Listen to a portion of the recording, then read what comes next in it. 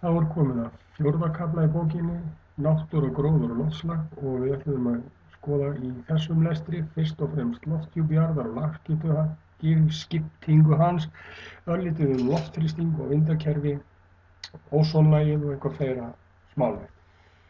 Við erum komin hérna fyrst í lofthjúpinn, það er að segja þetta gufuhvolf sem kallað stundum, sem umlykur jörðina og umlykur jörðina og verndar hana, og við skiptum því í fernt, í hitahvolf, miðhvolf, heiðhvolf og veðrahvolf. Og veðrahvolfið er næst yfirborði jarðar, hér sjáum við hæstu fjöll, og veður hér í veðrahvolfinu er veður. Hér fyrir utan er ekkert veður eiginlega. Hér sjáum við að farþegaþotur sem fljúga í rúmlega 10 km hæð, þær eru yfirleitt fyrir ofan veður, þær fljúga skýjum ofan eins og við getum nefnt það. Nú hér er 90% af öll efni í gufuhvolfinu og nánast allt vatn. Það er voðalega lítil vatnsgufa fyrir ofan. Í heiðhvolfinu sem tekur við af veðrahvolfinu er ósonlagið. Við kíkjum aðeins á það á eftir, en það er alltaf nauðsynlegt fyrir okkur mennina og lífið á jörðinni.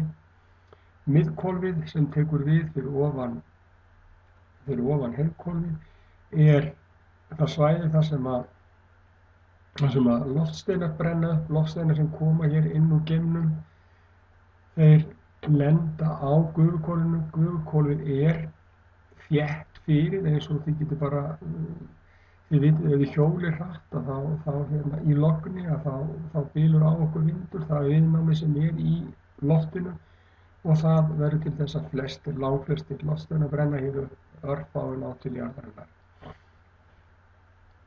Nú í hitahvolfinu sem er hér yst áður en við bara komum út í geim, þá verða norðurljósin til, eða suðurljósin ef við erum á suðurhveli, og þar er líka rafmögnuð lög hérna í þessu hitahvolfi sem verða til þess að útvarpsbylgjur sem útvarpað er frá jörðinni, það rekast hérna á og endurkastast niður til jarðarinnar, og það er eiginlega fyrir þessi rafmögnuðu lög sem við getum haft útvarp.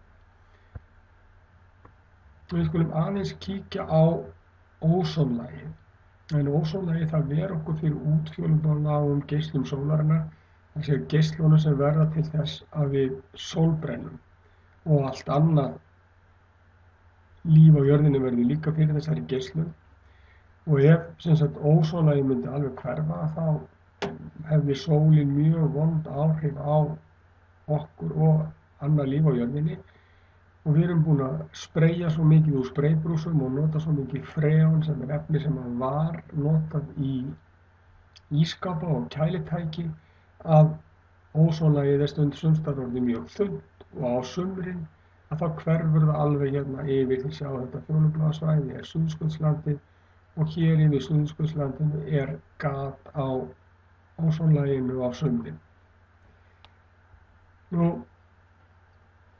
öll orka sem kemur til jarðarinnar kemur frá sólinni. Sólarorkan, hún hitar upp og hún er mótorinn sem knýr allt veður á jörðinni, við skoðum það betur seinna. Hitinn sem kemur frá jörðinni, hann kemur hreyfingu á loftið. Helmingurinn af þeirri orku sem kemur til jarðarinnar kemst niður á yfirborð jarðar. Sundruð orka sem kemst í jarðarinnar, 26% af henni lenda á jörðinni, 25% í hafinu og einhver eyðast upp í skýjunum, og helmingurinn hann endurkastast frá gufuhvolfinu, frá lofthjúpi jarðar og út í geiminn aftur. En við skulum aðeins kíkja á þessa orku sem kemst til jarðarinnar. Alveg frá því að mennirnir byrjuðu að búa á jörðinni, og við sjáum hérna mynd af sem ég tók af steinaldamönnum. Þeir eru hér með eld að ylja sér við og elda matinn á, og af þessum litla báli kemur reykur, kemur mengun. Maðurinn hefur mengað jörðina svo lengi eiginlega sem hann hefur verið á jörðinni sem maður.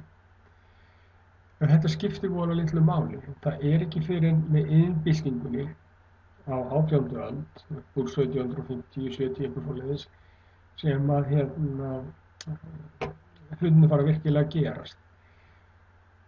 Við förum að brenna jarðefnaeldsneyti eins og kolum og olíu, úr því kemur reykur, koltvísýringur og á 19. og 20. öld jukust þessi áhrif mjög mikið og reykurinn þessi, hann gufar ekki bara upp og hverfur, heldur sest hann í lög í gufuhvolfinu og veldur því sem við köllum gróðurhúsaáhrif og heiminum stendur hreinlega ógn af þessari mengun.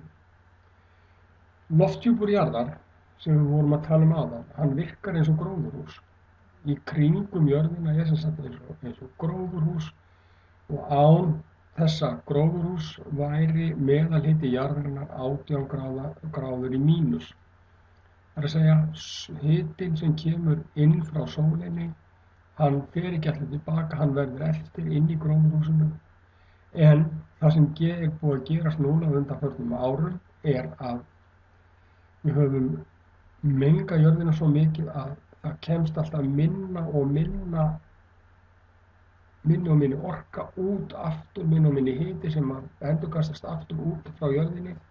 Og þetta er orðið eins og þið myndu setjast inn í bíl, svartan bíl sem hefur verið lokaður í miklum sólarhita. Það er nánast óbærilegt inn í honum. Jörðin er að hitna of mikið og auðvitað bánsi, hann fær fyrir rest engan ís til þess að búa á og þá eru hans dagar taldir á jörðinni. Svona virkar þetta. Sem sagt, það er mengun frá bílum, það er mengun frá kolum, mengun frá verksmiðjum. Koltvísýringurinn hann safnast fyrir hér í lög í jörðinni og í staðinn fyrir að orkan frá sólinni sem að fer til jarðarinnar komist út í jafn miklu mæli eins og hún gerði, að þá endurkastast hún og kemur niður aftur og jörðin hitnar og hitnar.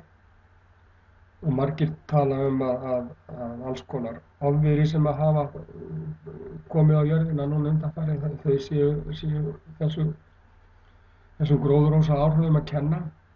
En hvaða svæði eru það sem eru helst í hættu?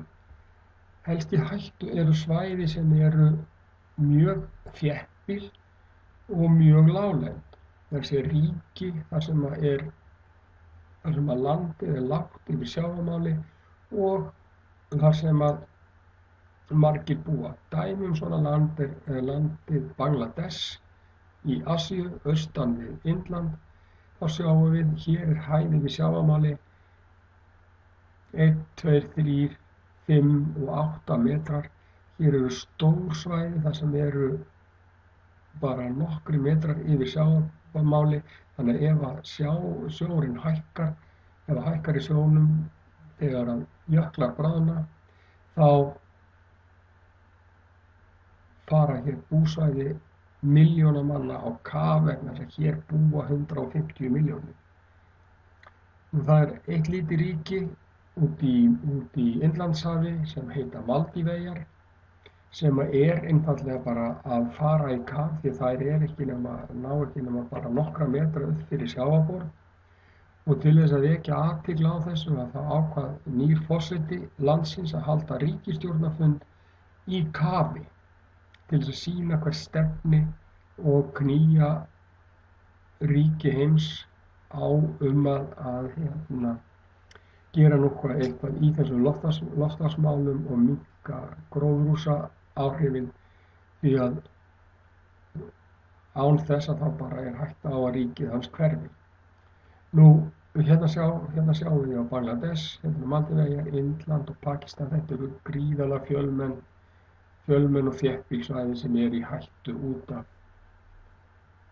af hækkun sjávarborðs vegna hitahækkunar á landi á jörðinni. Og eins og ég sagði áðan, þá er bálsi líka í hættu því eftir því sem að hitnar meira, bráðna meiri jöklar á norðurhveli og ísbjörninn hann lifir á ísnum á norðurpólnum og eftir því sem að minni ís verður því minni svæði verður fyrir björninn. og við höldum síðan áfram með þennan kafla bara í næsta eða það næsta tíma.